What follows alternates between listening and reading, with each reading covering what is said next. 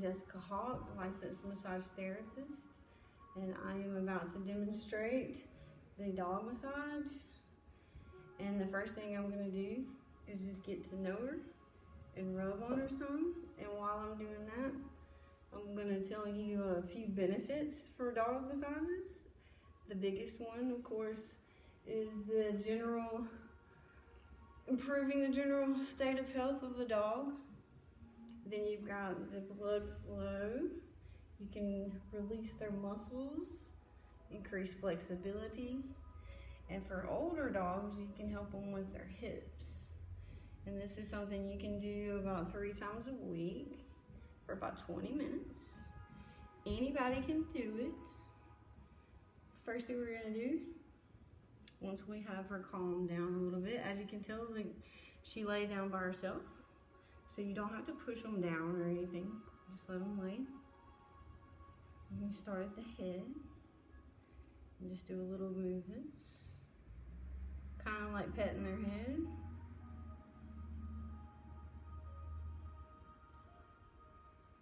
Plus it'll get them a lot more comfortable with you throughout the process.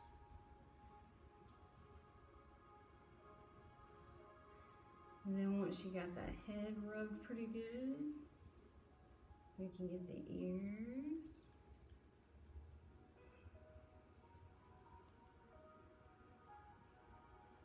And anytime you do this, you want to remember to never lose contact, even if you have to reach for something or whatever. So just keep your hands flowing, long strokes. It's called effleurage in massage. It just means gentle, long strokes to prepare the muscles. You're gonna go from the head to the ears.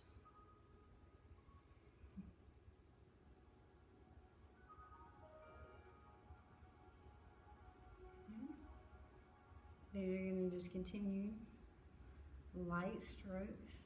And if you feel heat, especially towards the hips, you want to go a little lighter, just do it really slow. Sometimes just the feeling of your hand is enough for the muscle to release.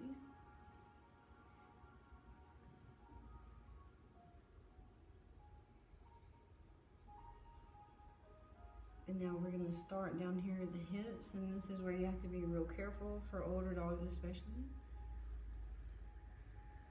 And on the hips, you want to do just like you're kneading bread. Just a little squeeze, not a pinch, and just little circular movements.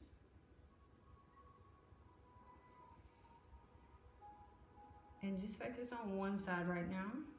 So we're just gonna do the other side later. So we're gonna just do this hip. And then the more comfortable that she gets with me, the more she'll stretch her leg out more, and I can actually get up into the muscle. And I'm just giving a little pressure where her artery is for her leg, so it'll release the blood flow. And it does feel a little strange at first when I do this. That's why I'm trying to rub at the same time so she really won't notice. And you want to go all the way to the tip of the toe on both sides. You can turn her to the other side so they can see the leg. Yeah, you're really right. I'll just come on this side. She'll stand up and turn over. And the best way, this is actually good, because the best way you want to turn her over is never flip them upside down.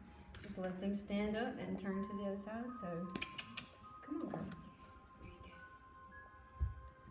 go. Okay, so I'm going to get on this side so you can see a better angle. And I'm going to do the same thing. See how they'll lay down usually when you get them calm. So I'm going to start again at the head.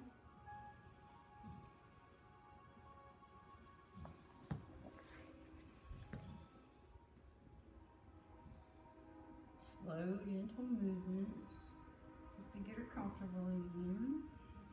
It's almost just like petting her, but just a little bit more smooth movements, getting that blood flowing. Okay, so we're gonna do this hip so you can see. We're just gonna do little circles. And this depends on the dog. If it's a dog that's older that has a lot of hip problems, then you're gonna have to go a lot slower and smooth. Same thing, I'm just getting her to be comfortable enough to stretch that leg out. You don't want to stretch it for her, you just let her stretch it when she's ready. And anything you can't reach, don't worry about, because a lot of the times it's just about relaxing them, not putting them in more pain than they're already in. So we're just doing slow movements to the toes. Doing both sides. Same thing with the blood circulation, I'm just opening up. See, she can tell I'm doing something down there, so I'm just gonna glide back here. Anything to make sure she's comfortable again. So we're going to do those effleurage movements. And I'm going to do the, like I said, kneading the bread, just a little bit of circular movements. Gentle and slow. The leg may quiver some, but that's okay. That's what's supposed to happen. It's just that muscle letting go. And then you do just gentle squeezes, not enough to, like you would squeeze a fruit. Just real gentle, easy squeezing to the tips of the toes. Okay.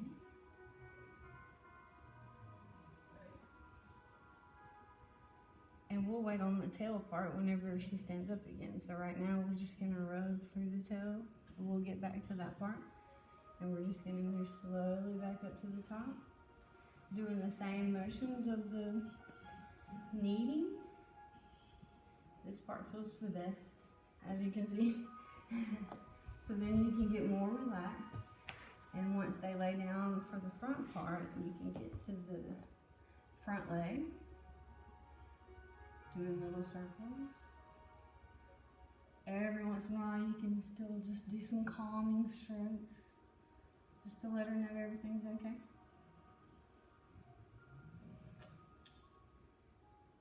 Same thing with the legs. You want to go proximal to distal. So you want to go from here and always go in the direction of the hair. Don't go against it. And that's an easy way to remember. The only time you can go against the hair is when you get down to the toes. You can come back up towards the heart. You can go back like that. Real gentle, smooth motions, circles. And on this part, since you've rubbed the front and the back, you can actually kind of do a mixture of all the things you have done to get that blood flowing. Pretty much anything that would feel good to you would feel good to them. So this is the part where you can kind of come up with your own little moves. Then make sure you get back up to where the neck is. That's where they have a lot of problems.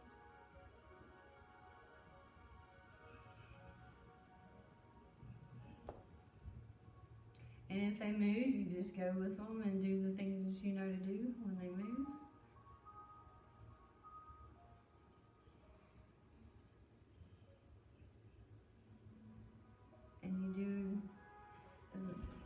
Okay, good. Now that you're standing up, that's good, that's good. So now I'm gonna get her attention again. It's okay, girl. And let her stand. It's all right. Now the tail part revolves around just twisting her around a little bit. But I can feel like she doesn't really want her tail messed with that much, so you don't necessarily have to, but if you have a dog that will let you mess with its tail and it doesn't have too many sore hips, you can do some semicircles with the tail. But anything that you cannot do out of this process is okay, because it's all going to feel good as long as you just keep rubbing them. Okay?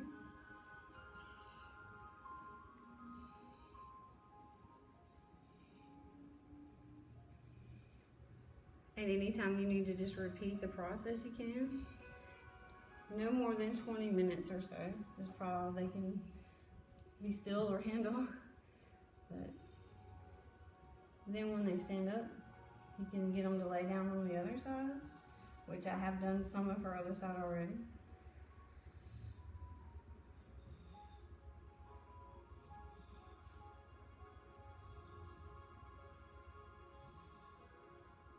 Then on this last part right before the end is the most important, I would think, and that is while you're feeling with your slow, soft movements, if you feel anywhere where they're tight, just give them a little more pressure. Yeah. Still being sweet. And just work those tight muscles. And you can always tell where they are, because they tend to calm back down when you find one of those good spots.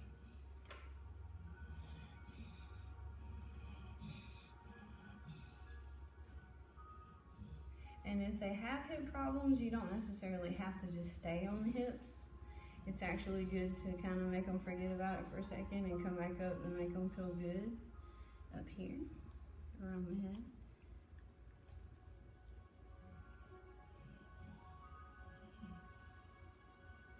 Yeah, get those ears.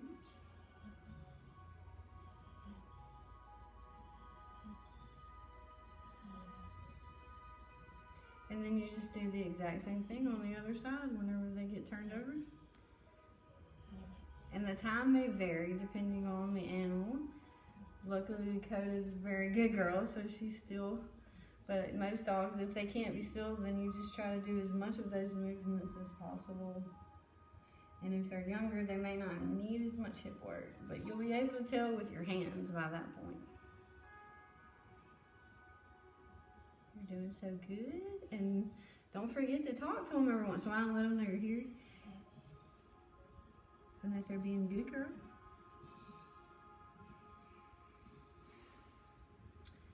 Alright, so all that she has to do is stand up now and I can do the other side. And since it's the same thing, I might just let the video in there so it won't be like a 20-minute. Alright, well those are the basic steps on how to do a dog massage. There's many other moves you can use, but for just the dog lover and for your best friend, it would be good to do this at least 3 times a week. It doesn't have to be fancy.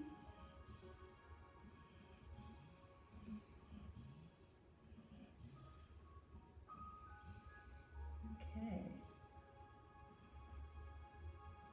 Now I'm going to do some light strokes at the end.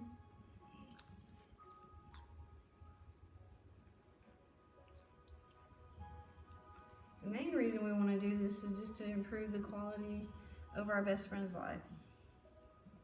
And it will actually make you a lot closer to your dog and they'll trust you more. We all need massage.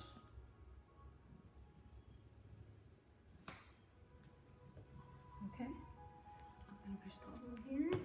Don't move. Stay, Coda.